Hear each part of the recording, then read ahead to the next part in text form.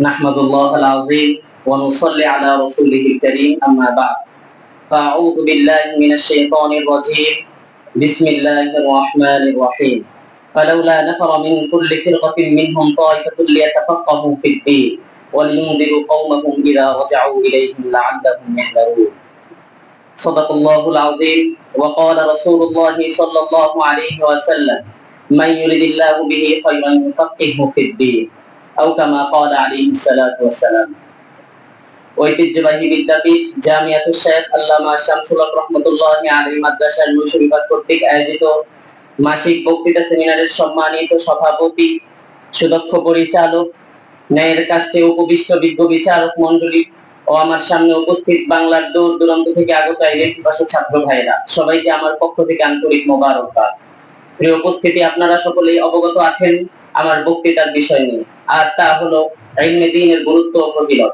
আমি আমার বিষয়কে তিনটি ভাগে বিভক্ত করেছি: এক, ইলমের সংজ্ঞা; দুই, ইলমের গুরুত্ব; এবং তিন, ইলমের ফজিলত। এই বিষয়ের উপর কিঞ্চিত পরিমাণ আলোকপাত করার প্রয়াস চালাবো ইনশাআল্লাহ তাআলা।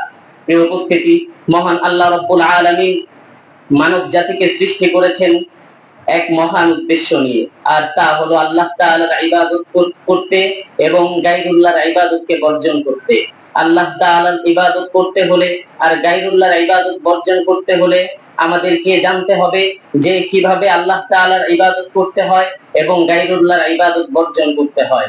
মুহতারাম হাজিরিন, তার পাশাপাশি দুনিয়ার জীবনে হক এবং বাতিল, হেদায়েত এবং গোমরাহ এর মাঝে পার্থক্য করে হককে গ্রহণ করে এবং হেদায়েতকে নিজের জীবনে অটল অবিচল রেখে চলা আমাদের জন্য অত্যন্ত জরুরি।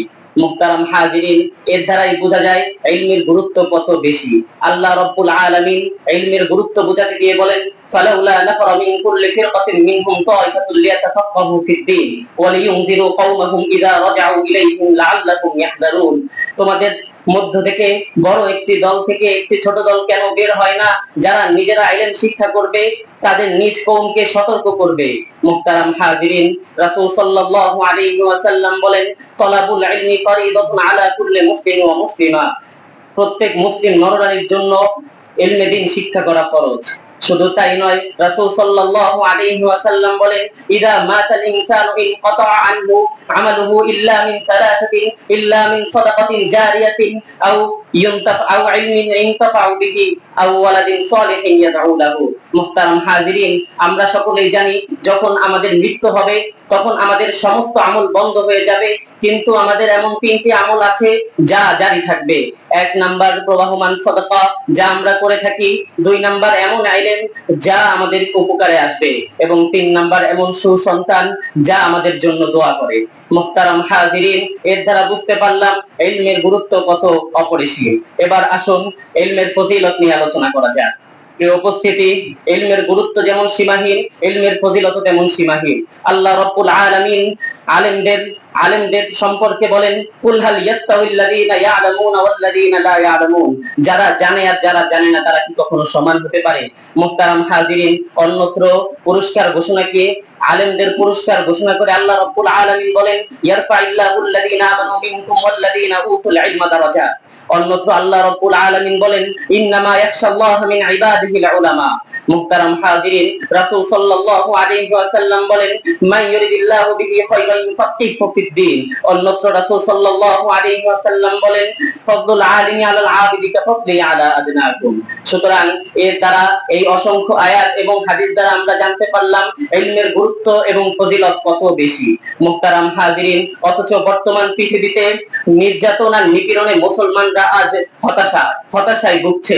আজ পৃথিবীর আনাচে কানাচে অত্যাচারের আগুন দাউ দাউ করে জ্বলছে। এর একমাত্র কারণ আমি মনে করি সুশিক্ষা নেই বলে।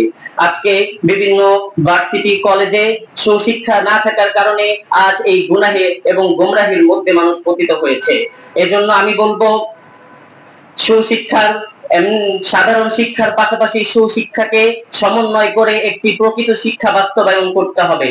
যদি আমরা তা করতে পারি, তাহলে ইনশাআল্লাহ সার্থক হবে আজকের এই মঞ্চ, সার্থক হবে আমাদের পৃথিবী।